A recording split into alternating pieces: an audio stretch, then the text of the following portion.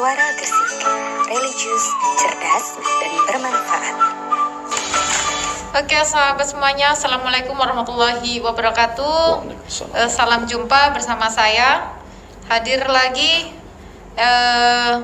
di program Pak Eko ya, di edisi 4 September 2020. Dan kali ini saya ditemani narasumber kita, ada Ustadz Haji Imam Hanafi, Magister Agama. Selamat pagi Ustadz, Assalamualaikum. Waalaikumsalam warahmatullahi wabarakatuh. Sehat selalu ya Ustadz ya? Alhamdulillah. Alhamdulillah.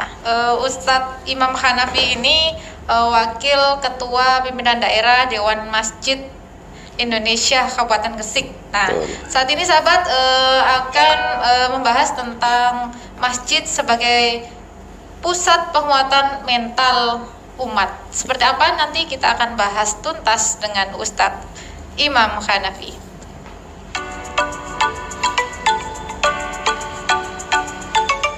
Berbagai top menarik akan dikupas dalam dialog hari ini.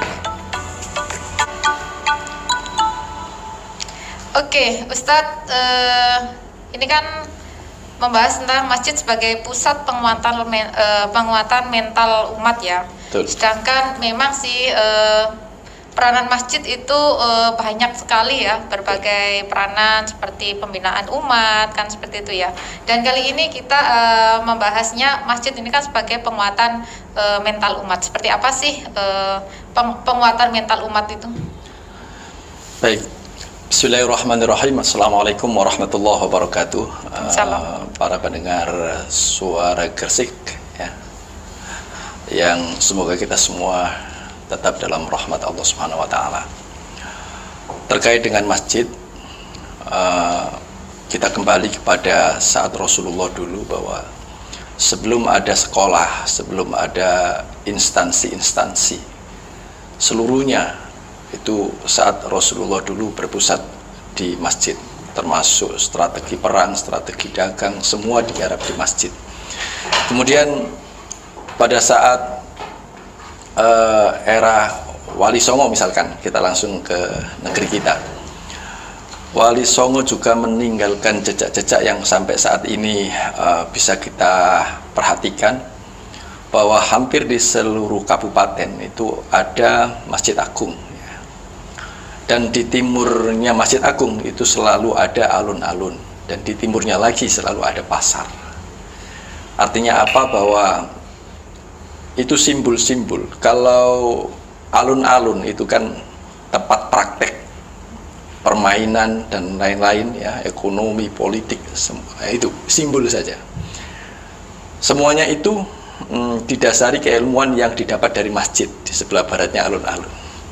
Kemudian lebih-lebih terkait dengan perdagangan, itu pun di era Rasulullah maupun di era para Wali Songo, itu tetap semuanya didasarkan keilmuan yang didapat dari masjid. Nah, saat ini karena sudah ada sekolah sendiri, ada departemen-departemen dan kementerian-kementerian sendiri, maka semuanya menjadi terpencar.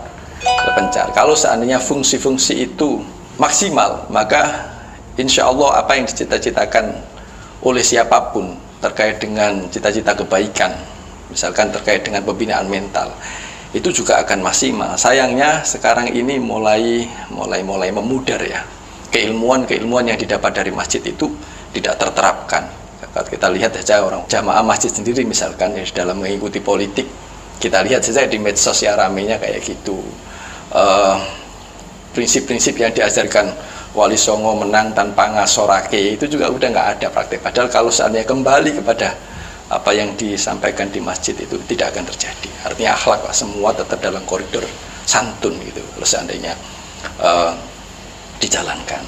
Kita terutama Dewan Masjid itu punya cita-cita ke sana. Lebih-lebih saat ini menghadapi pandemi ya, Corona ini, bagaimana supaya mental jamaah ini menjadi kuat. Nah, di sini peran masjid luar biasa. Kalau kita perhatikan di tataran sumber daya pengelolanya ini yang bahasa kasarannya kurang nambah ilmu manajemen kemasjidan, dan juga kurang banyak yang mensupport ilmu tentang kemasjidan. Sehingga ini harus ada yang nengai supaya jadi kaduk gitu kan. Sekarang jalan sendiri-sendiri. Orang berbicara masalah pembinaan mental, tapi mengenyampingkan masjid ini nggak pas. Lebih-lebih di Gresik yang notabene kota santri, ya, kota wali, harusnya dengan umat yang mayoritas muslim ini, masjid jangan sampai terabaikan untuk pembinaan mental itu tadi. Itu Mbak. Pembinaan mental ya. Iya, pembinaan mental. Oke. Lalu terkait dengan fungsi dari masjid itu sendiri. Menurut Dewan Masjid Indonesia nih, untuk fungsi masjid ini seperti apa sih, Ustadz? Baik. Saya dan teman-teman di Dewan Masjid ini sepertinya kalau ditanya tentang fungsi masjid, ini akan terus mengulang dan mengulang sampai semua ini nanti terwujud ya. Jadi mungkin 10 kali bertemu dengan saya misalkan sebagai wakil ketua PD pimpinan daerah. Sejak kami 10 tahun yang lalu, sejak periodenya Yai Asad ini yang terus kita dengungkan. Tapi kenapa kok terus didengungkan ya? Karena belum tercapai. Jadi fungsi masjid itu kita kembali kepada doa yang diajarkan Nabi. Kalau kita habis sholat itu kan yang kita minta itu ada 7 Pak ya. Nas'aluka salamatan fiddin, keselamatan dalam beragama. Kemudian wa'afiatan fil jasad, sehat jasmani ya, jasmani rohani. Kemudian wa ziyadatan fil ilmi, tambahnya ilmu, wa barokatan fil rezeki. 4 ini dulu. Selagi yang 4 ini belum tercapai, yang 3 ini kayaknya kita pesimis untuk mendapatkannya, yaitu taubatan qoblal maut, taubat sebelum mati. Kemudian warohatan warahmatan indal maut, ketika mati itu dalam kondisi husnul khotimah, baik-baik saja gitu. Wa maghfiratan ba'dal maut, dan mendapatkan ampunan setelah mati. Yang ketiga ini hasil dari 4 yang saya sebutkan tadi. Nah, kita bahas yang 4 tadi. Salamatan fiddin, keselamatan beragama. Saat ini kalau kita perhatikan di YouTube misalkan, kan masih banyak orang yang beda pendapat saling serang gitu kan. Nah, ini tidak akan terjadi kalau seandainya salamatan fiddin ini tercapai.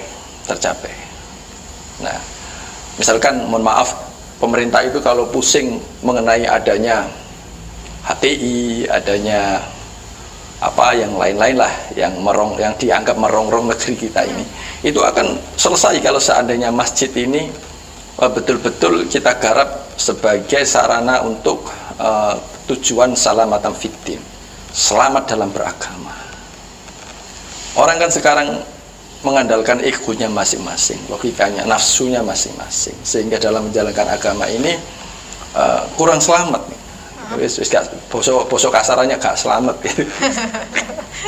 Kurang selamat. Apa indikasinya? Indikasi paling nyata, kalau ada orang beragama kemudian menghina agama lain, itu berarti nggak tercapai salamatan fiddin. Nabi Muhammad tidak pernah mengajarkan umatnya untuk menghina, apalagi sesama Islam. Terhadap umat lain saja kita nggak boleh menghina. Nah, hinaan ini kalau kita perhatikan, sekali lagi yang gampang kita lihat itu kan di medsos. Kalau kita lihat di medsos itu luar biasa orang menghina satu sama lainnya. Ada orang NU misalkan, ada yang teriak-teriak ahli bid'ah, menganggap ahli bid'ah. Nah, ini kan memancing kemarahan, sehingga nggak kondusif negeri. Dan kadang-kadang lebih parahnya lagi dimanfaatkan oleh orang yang ingin negeri ini nggak kondusif, sehingga diadu antara Wahabi, Salafi dengan NU misalkan dengan Muhammadiyah. Nah, ini salamatan fiddin di sini nggak tercapai. Nah, kita mungkin tidak berpikir tentang Indonesia karena mungkin terlalu banyak ya. Cukup kita kabupaten aja. Seandainya masjid itu tergarap dengan bagus, nggak ada itu, nggak ada. Jadi salamatan fiddin itu indikasinya yang indikatornya yang bisa kita lihat itu ya, kalau orang sudah tidak saling serang dalam hal pemahaman agama, orang akan tahu. Apalagi kita orang Indonesia yang berpegangan pada kemanusiaan yang adil dan beradab. Kemanusiaan itu kan beda, itu manusiawi. Wahabi punya prinsip begitu, beda, ya udah. Tapi jangan menghina orang lain, karena menghina orang itu nggak beradab. Ya, kita diajarkan kemanusiaan yang beradab. Ya. Itu ya. Itu yang pertama. Yang kedua, wa'afiyatan fil jasad. Di masjid itu di zaman-zaman dulu, termasuk waktu kecil saya dulu gitu. Di surau-surau itu guru-gurunya sekaligus mengajarkan ilmu bela diri. Ilmu bela diri itu tidak hanya menghasilkan kesehatan fisik, tetapi mental, bahwa sportivitas di sana dibangun gitu. Sekarang banyak orang-orang yang terjun di dalam politik dan lain-lain itu, mental sportifnya itu enggak kurang. Jadi ada berpolitik tapi grundel, serang dari belakang, itu kan berarti nggak kembali kepada ilmu silat yang diajarkan para sesepuh kita. Padahal kita punya kekayaan itu, dan dulu itu diajarkan di surau-surau. Kalau saja di masjid-masjid itu bisa bekerja sama dengan Koramil, bisa kerjasama dengan Polsek, kan Pak Polisi dan Pak Tentara itu kan rata-rata pinter silat ya. Iya. Kemudian dari mereka yang pinter silat itu mengajarkan di masjid-masjid di wilayah mereka, di kecamatan. Nah, maka pemuda akan balik ke masjid dan belajar ilmu tentang sportivitas dari masjid. Ya. Afiyatan fil jasad. Jadi gagahnya itu bukan hanya tampang doang, tapi sak mentalnya gitu. Gitu kan. Jadi itu yang nomor 2. Yang ketiga, ziyadatan fil ilmi, jelas. Kalau kita berbicara masalah ilmu itu yang wajib, mempelajari perintah wajib dari agama itu wajib. Jadi kalau kita diajarkan untuk bersyahadat, mempelajari syahadat itu wajib. Dan ini kurang dikaji di dalam masjid. Bagaimana supaya orang itu tidak menghamba pada jabatan, Pak. Bagaimana jamaah ini tidak menghamba pada harta, gitu kan. Bagaimana tidak menghamba pada selain Allah. Ilmu-ilmu syahadat itu diajarkan di masjid. Ziyadatan fil ilmi, syahadat, ilmu sholat apalagi. Bagaimana orang ini tidak hanya sholat. Nah, sementara ini masjid kita ini baru sebatas sholat. Sholat pun baru di tataran benar secara fikih mungkin, tapi secara terapan dari ilmu yang didapat dalam sholat itu belum, gitu kan. 3 ya. Jadi tambahan ilmu terutama yang wajib, ilmu syahadat, ilmu sholat, ilmu puasa, ilmu zakat, ilmu haji ini. Sekarang banyak orang yang melaksanakan ini semua tapi tanpa keilmuan yang memadai. Sehingga jangan sampai terjadi, kalau ini betul-betul terlaksana, jangan sampai terjadi orang pulang dari Makkah malah murtad, itu kan ada. Karena melihat, di Makkah itu ternyata kayak main-main gitu kan. Pulang-pulang murtad, malah menjadi tidak mabrur tapi malah keluar dari Islam. Nah ini salah satunya adalah karena ilmu tentang haji tidak tergarap dengan sempurna di dalam. Mungkin dulu belajar tapi sekolah waktu masih muda, sekarang kan sudah nggak sekolah. Nah, rata-rata jamaah itu kan, banyak dari orang-orang tua yang mestinya ilmunya itu diopeni terus oleh masjid, gitu kan. Jadi masjid, dan misalkan ilmu sholat itu tadi, kalau terterapkan dengan benar, insya Allah beres. Gitu. Nah, yang terakhir, wa barokatan fi rizki. Bagaimana? Seperti moto Dewan Masjid itu, memakmurkan masjid, mensejahterakan jamaah, kan itu kan. Yeah. Kalau kita lihat sekarang masjid yang lagi ngetop lah, sampai dari umat lain saja belajar ke sana seperti di Jogokarian, sehingga ada Namira juga ngajinya ke Jogokarian, Mudhar Arifin, ya, Ahmad Dahlan ngajinya ke Jogokarian antara lain. Nah, masjid wa barakatan fi rizki ini, pengelolaan kekuatan ekonomi umat itu dibangun dari masjid, sehingga tidak ada lagi kalau ini tergarap dengan bagus dari masjid itu kemudian ada jamaah yang dicekik oleh rentenir, Bang Titil, ini nggak ada. Nah ini perlu peran, sebetulnya perlu beberapa peran.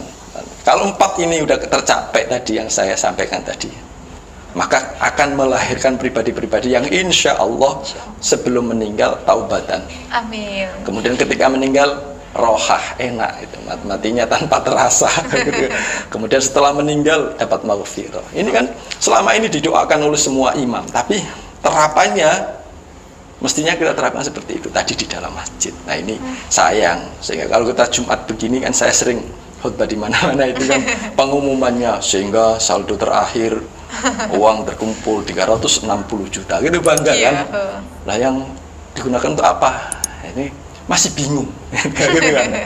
Nah mungkin kenapa bingung? Mungkin masih kembali kepada fikih bahwa sedekah ke masjid hanya untuk bangun masjid, bangun fisiknya saja, tidak boleh untuk bangun yang lain-lain gitu kan. Sehingga banyak masjid-masjid itu kaget kan, seperti Dewan Masjid ini kan nggak punya duit ya gitu kan, tapi kita punya ilmu kerjasama dengan beberapa instansi atau stakeholder yang punya duit. Kemudian kita mengadakan sosialisasi, kita umumkan misalkan pas hadirnya tadi mohon disangoni dari takmir, kaget, bukan untuk begitu uang takmir. Nah ini kan berarti masih pemikiran yang perlu didiskusikan kembali. Jadi ini terkait dengan SDM sebetulnya ya, SDM itu Mbak. Oh iya, ini kalau membahas SDM ini aja panjang dan lebar, tapi belum sampai ke detail-detailnya ya Ustadz ya. Masih banyak lagi PR-PR takmir masjid di Gresik ini ya Ustadz ya. Ya lalu, memang sebentar kami juga terima kasih ya diakomodir oleh Suara Gresik, sehingga cita-cita yang ingin dibangun oleh Dewan Masjid ini ya kesana arahnya, biar didengar oleh semua. Gitu.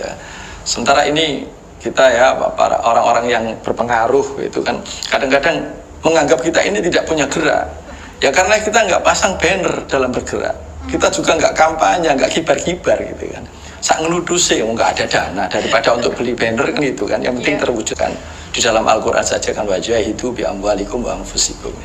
Kalau mau jihad itu ya dengan hartamu dan jiwamu. Ya sekarang ini hartanya kelewati, terus dengan jiwamu saja.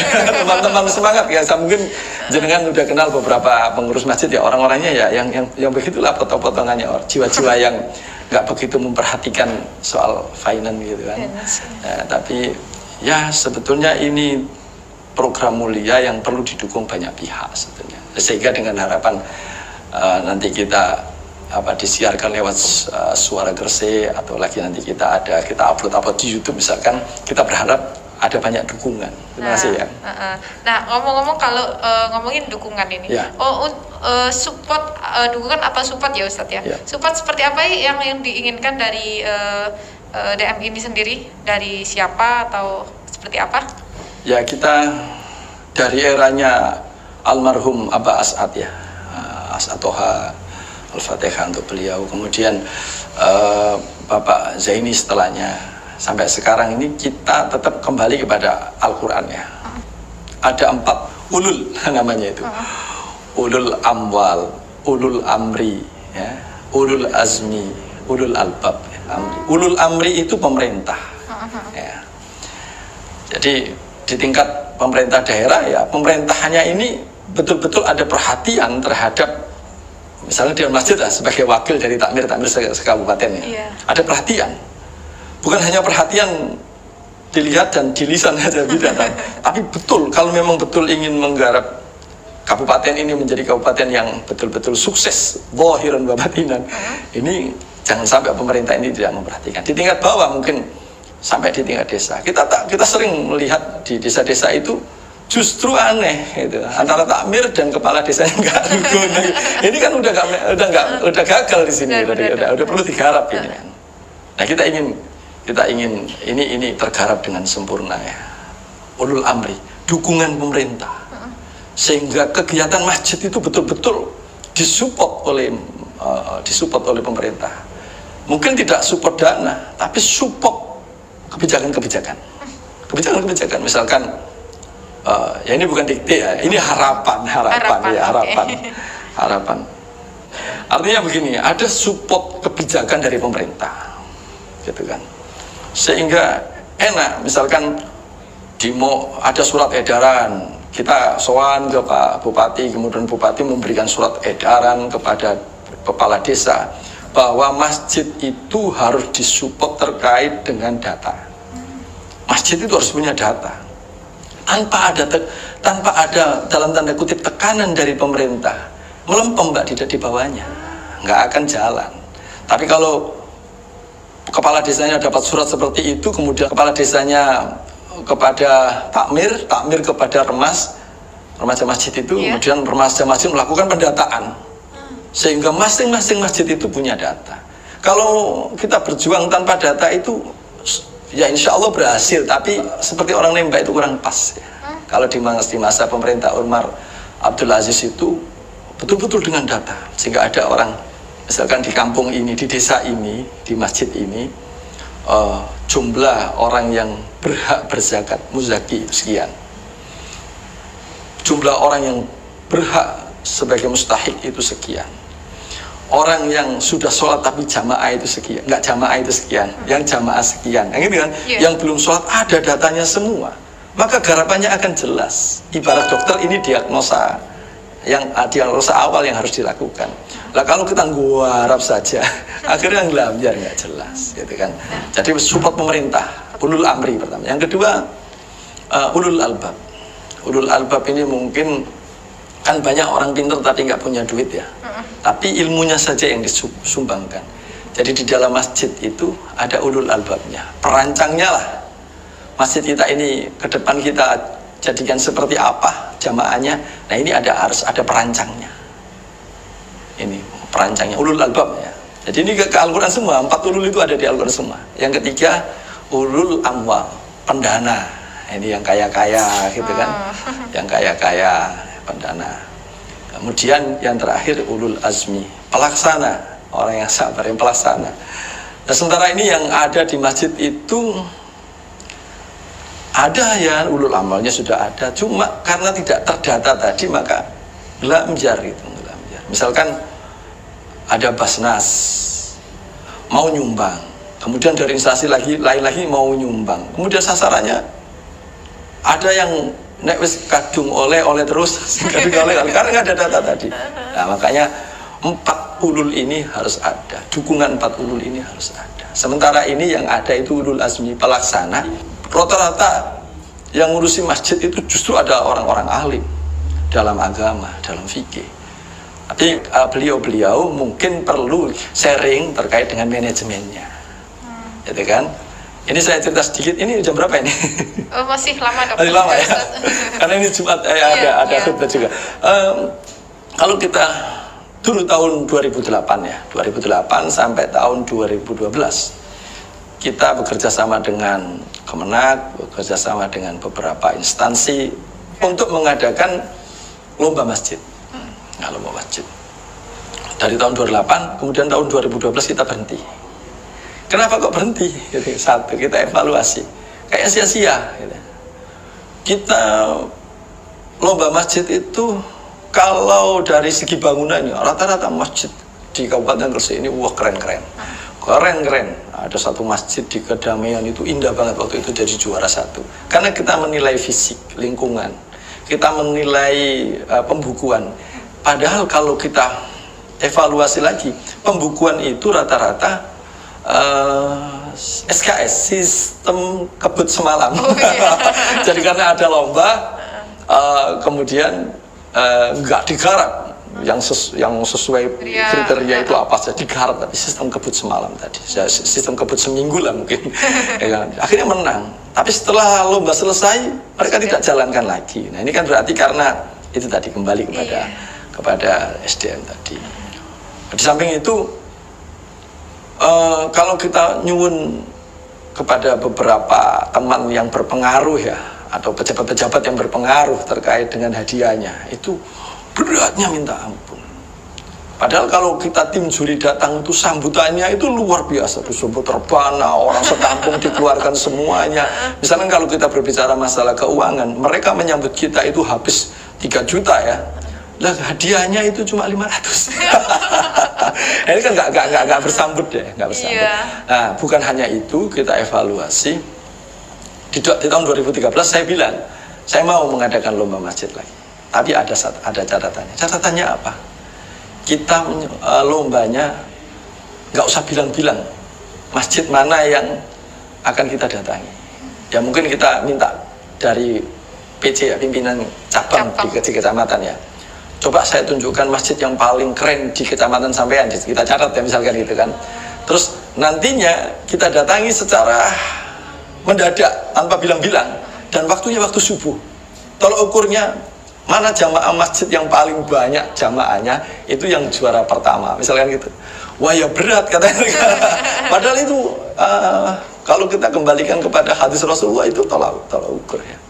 Karena kalau kita lihat misalkan di Palestina itu, dalam merekrut pemuda-pemuda ya untuk melawan Israel itu, yang diperhatikan pertama adalah pemuda-pemuda yang jamaah subuhnya 41 hari nggak ngendat gitu. Jadi bukan pemuda yang tubuhnya besar, enggak.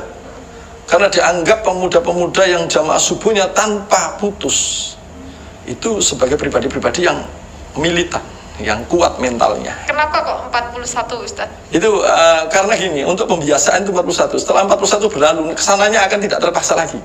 Begitu ya. Jadi yang kedua, pemuda yang tidak bau alkohol, itu kan, yang tidak merokok, itu di Palestina. Jadi kita kayaknya lomba masjidnya kalau arahnya ke sana juga. Atau 4 yang saya sebutkan tadi misalkan, itu yang ada di masjid itu ya itu yang menang gitu. Karena itu belum tercapai, maka sementara ini kita sama teman-teman Dewan Masjid baru merancang bagaimana kita membuat masjid-masjid yang ideal aja di kecamatan minimal 1. Jadi ada, kalau di Gresik itu 18 kecamatan, berarti ada 18 masjid yang akan kita jadikan masjid ideal, supaya nanti masjid dari terdekatnya akan niru ke situ. Nah, seperti itu, Mbak. Nah, jadi panjang kan?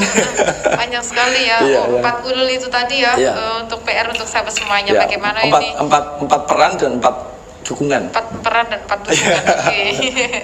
Nah, Ustadz ini juga banyak yang nyantol di streaming YouTube kita, Ustadz. Banyak yang nyapa juga ini ya. Oh iya, tolong dibaca. Assalamualaikum, waalaikumsalam. Oke, dari ini untuk pertanyaannya Ustadz dari Adini Putri ingin bertanya Ustadz, apakah masjid ini berperan aktif dalam meningkatkan mental yang kuat untuk remaja, sedangkan para remaja rata-rata malas untuk ke masjid? Terima kasih. Baik. Nah, itu yang jadi harapan kita ya. Kita kepingin masjid ini kita bentuk seperti, mohon maaf ngomongnya karena remaja yang tanya ya, seperti cewek yang menarik gitu. Jadi cewek kalau udah menarik kan, tanpa kita teriaki untuk melirik kan semua pada melirik gitu ya. Masjid kita itu kepinginnya seperti itu, antara lain dengan adanya kegiatan-kegiatan. Misalkan kegiatan pencak tadi dihidupkan kembali. Seni-seni Islam yang ada di desa situ pasti itu ada, di semua desa itu pasti ada. Seni-seni yang dulu oleh nenek moyangnya itu ada, misalkan seni kuntulan, pencak macan atau apa, dihidupkan kembali. Nah, itu menjadi daya tarik gitu. Daya tarik. Terus mungkin pembelajaran sejarah ke teman-teman remaja masjid itu, tapi tidak kita ceramai, tapi kita bikin film misalkan. Nah, ini harus disupport itu dari pemerintah tadi yang bekerja sama dengan takmirnya tadi. Nah, ini memang belum ada contoh yang ideal untuk mencapai hal itu. Ini semua baru di tataran cita-cita. Tapi ya sudah ada beberapa yang mulai bergerak, seperti kalau di Panjang itu ada Karang Taruna Ketanen, remaja masjid Ketanen itu bagus, itu udah mulai membuat produk-produk yang menghasilkan.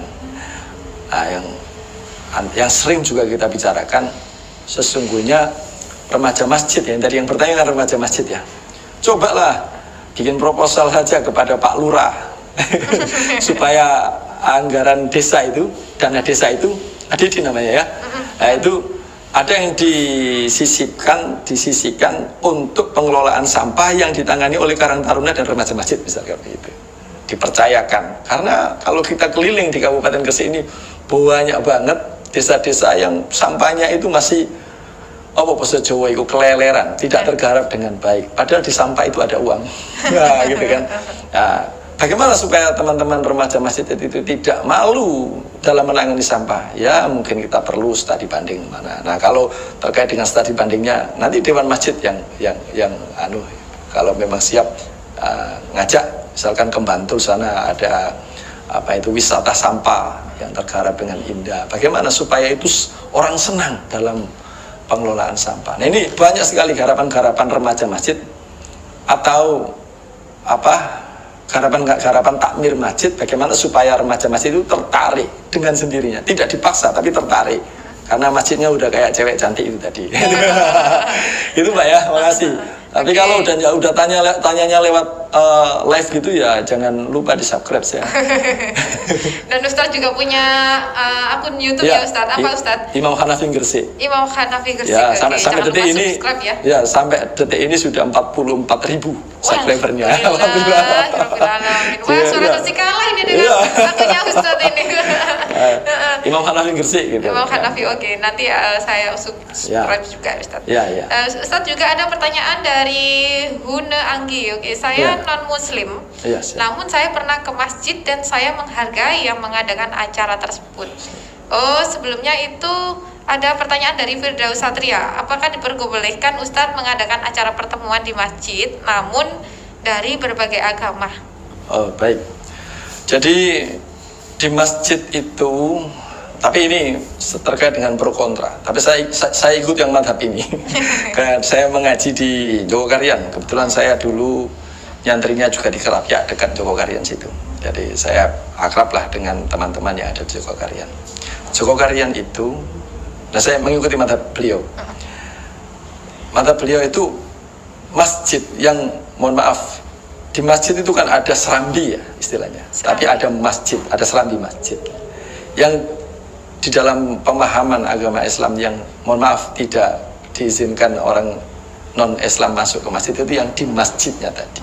Kalau di serambi untuk pertemuan, apalagi kalau masjidnya punya kantor tersendiri untuk pertemuan, itu bagus, boleh, dan boleh saja di serambinya. Tapi ada juga yang pemahamannya ya pokoknya di masjid itu nggak boleh. Saya nggak ngikuti yang madhab itu. Nah, lalu menanggapi juga ini yang non Muslim Ustadz. Saya non Muslim namun saya pernah ke masjid dan saya menghargai yang mengadakan acara tersebut. Bagaimana ya Pak tanggapannya? Acaranya bagaimana maksudnya? Nah, nggak ya? Saya juga nggak paham. Menghargai acara gitu ya? Acara ya. Dalam saling mensupport. Kan boleh-boleh saja. Misalkan ada teman-teman non-muslim yang mengadakan bakti sosial, kita juga menghargai kegiatan tersebut. Itu kan. Karena kembali seperti yang saya sampaikan tadi, sebagai orang Indonesia itu kan syaratnya harus ikut Pancasila itu tadi ya. Satu, ketuhanan yang Maha Esa. Orang non-muslim dalam 6 agama, 5 agama selain Islam, 6 agama di Indonesia ini kan diterima oleh Indonesia dan diresmikan sebagai agama yang diakui Indonesia karena mereka memenuhi syarat dari yang diajukan Indonesia. Syarat yang pertama ya berketuhanan, gitu kan. Perkara pemahaman terkait Tuhan itu beda, yaitu diselamatkan dengan sila yang kedua, kemanusiaan yang adil dan beradab. Jadi beda itu manusiawi. Jadi kita harus adil, gitu kan. Di antara kita sesama yang beda agama itu, ya pemahamannya kalau agama kita dihina itu sakit, ya kita jangan menghina agama lain, gitu kan? Itu namanya kemanusiaan yang adil. Adil kan begitu. Kalau sakit kamu saya hina, ya kamu jangan hina saya, kan gitu kan? Itu bagus itu. Jadi kita saling support lah. Perkara pemahaman beda itu, lakum dinukum waliyatin, kita udah diajarkan. Kita nggak boleh menghina. Jadi saya juga menyayangkan kalau ada ustadz-ustadz atau mohon maaf dari agama lain kemudian coba-coba menafsiri agama kita, menafsiri kitab kita, nggak boleh. Kita juga mau menafsiri kecuali ranahnya itu memang ranah debat. Ya, debat sama-sama pegang kitab. Kitab saya berbunyi begini, kitab saya boleh. Tapi kalau dalam perdebatan yang enggak, yang asal-asalan ya, saling lempar, misalkan ada grup di Facebook itu, grup lintas agama tapi isinya saling hina. Nah ini berarti nggak masuk tidak kemanusiaan yang adil dan beradab. Jadi harus kita sikapi dengan beradab. Beradab ya. Beradab itu ya itu tadi, kita saling menghormati. Ya udah. Yang non Muslim ada kegiatan Islam, wah kapan hari itu Dewan Masjid juga pernah diajak Pak Bupati untuk menyelesaikan satu kasus karena masyarakat terganggu dengan suara-suara masjid, gitu kan. Nah kita hadirkan di forum kerukunan umat beragama itu suara mana yang mengganggu, gitu kan. Terus disetelkan yang ini, kata orang yang non Muslim tadi, tidak saya sebutkan agamanya. Loh saya yang nggak Islam saja senang dengan suara itu, gitu. Itu kan menghargai, boleh-boleh saja, gitu gitu. Pokoknya kita harus kemanusiaan yang adil dan beradab. Kalau kita sudah bertuhan dan mau bersikap kemanusiaan yang adil dan beradab, insya Allah tercapai sila yang ketiga, yaitu persatuan Indonesia.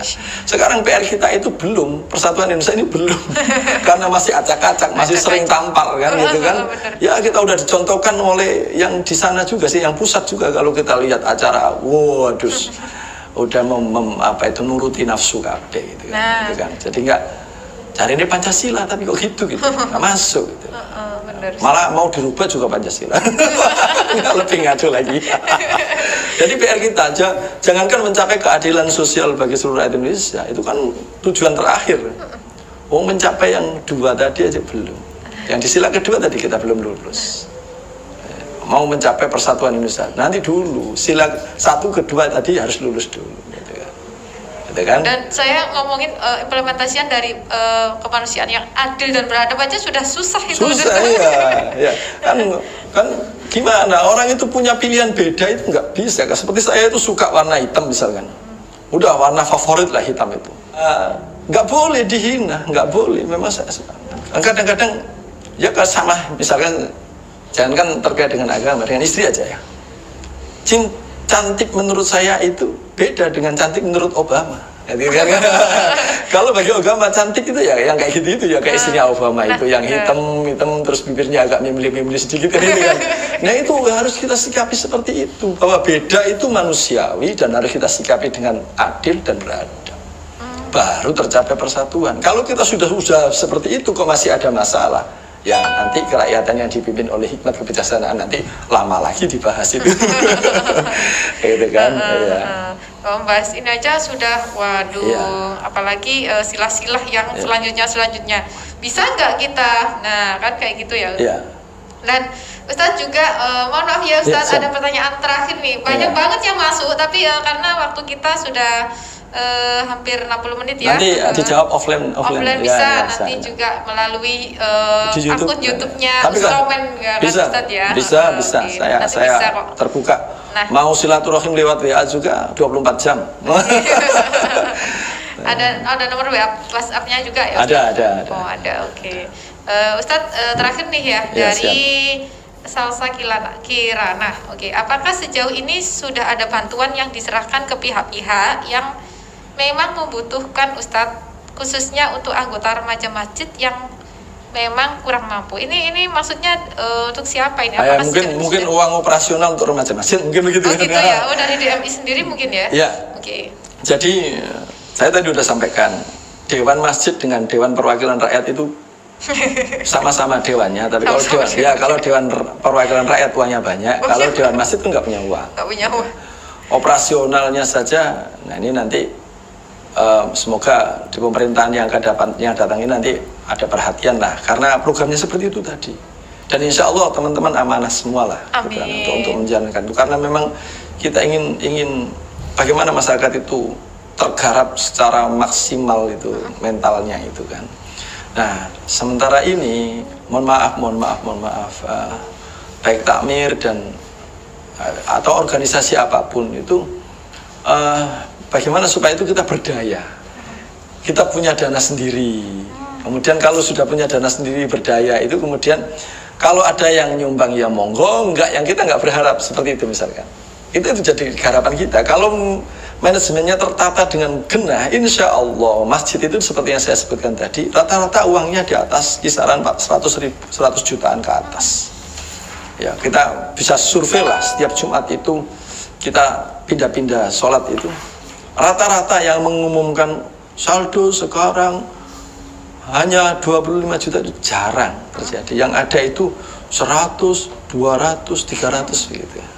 Nah itu kan sebenarnya ada uang, tapi kenapa kok tidak tergarap ya itu tadi, karena sentuhan manajemen, kemudian fikih kekinian, fikih kemasjidan itu tadi perlu kita baca bersama, perlu kita kaji bersama, perlu kita fahami bersama, untuk kita terapkan bersama itu. Ya. Jadi terkait dana tadi nggak ada Mbak ya, nggak ada. Kita juga sedang berusaha bagaimana ada pihak-pihak lain yang jadi Dewan Masjid itu seperti kran Mbak, seperti baru-baru ini dapat dari Pemprov misalkan bantuan tandon gitu kan, Nah, sekabupaten ini masjidnya lebih dari 1000, tapi bantuan tandonnya cuma 50 buah, sehingga siapa cepat dia yang dapat. Jadi belum ada kalau terkait itu. Kita hanya menyumbangkan, sementara ini baru bisa menyumbangkan. Kalau butuh tatanan manajemen, kita akan datang insya Allah gratis. Teman-teman siap untuk bagaimana supaya kita ada workshop tentang manajemen masjid. Kita akan datang ke sana, gitu kan, dikumpulkan, terus kita bahas, kita terapkan bareng-bareng, gitu kan. Kalau dana belum ada, tapi kalau soal mohon maaf sharing keilmuan kita siap. Oke. Baik. Ya. Wah, kalau ngomongin ini ternyata ilmu yang dari Ustadz Imam Hanafi ini banyak banget ya saya dapat ini ya. Semoga bermanfaat juga untuk sahabat cerdas di rumah. Amin. Dan sebetulnya bukan ilmu saya ya, karena ini udah saking seringnya kita bicarakan. Jadi ibarat orang menjerit itu belum ada yang mendengar. Jadi alhamdulillah kalau suara Gresik religius cerdas bermanfaat itu ini juga salah satu dakwah kita ya, daripada kita pasang banner di mana-mana tapi tetap diacuhkan kan lebih sakit hati lagi. Ustadz ada sapaan ini dari Ustadz Robah Kunaifi. Selamat dan sukses Yai Hanafi. Maka DMI Gresik keren. Sukses juga Radio Suara Gresik. Amin. Dan juga ada Ustadz Abdullah Farid. Mantap Pak Sekjen PDDMI periode 2014-2015 dan wakil ketua. Beliau penerus saya. Dulu sebelum ini sekjennya saya, lalu terus beliau. Memang dua orang yang terakhir yang nyapa tadi, ada pribadi-pribadi yang keren itu. Dan salam tahzim dan hormat kaulah kandaku seniorku. Aduh. Terima kasih. Alhamdulillah. Sukses untuk PDDMI Gresik dan Radio Suara Gresik. Terima kasih doanya Ustadz Farid. Dan sahabat dan juga Ustadz Hanafi, ternyata kita ngobrol ini sudah 1 jam ya. 1 jam. Alhamdulillah. Tidak terasa ya Ustadz ya. Memang berdakwah itu harus tidak ada putusnya gitu ya Ustadz ya. Betul. Dan semoga juga umat Islam khususnya di Gresik ini bisa memberdayakan masjid sebagai lembaga pendidikan masyarakat dan juga pembinaan masyarakat dan memberikan bekal-bekal keilmuan untuk umatnya seperti itu ya Ustadz ya. Dan Ustadz sudah 1 jam dan kita mohon undur diri ya. Semoga yang diberikan ilmu dari Ustadz Hanafi ini bermanfaat bagi kita semua. Amin. Ya Rabbal Alamin. Dan salam dari Studio Suara Gresik. Saya akhiri dan juga Ustadz saya mohon maaf kalau ada salah kata ya Ustadz ya. Dan saya akhiri wassalamualaikum warahmatullahi wabarakatuh.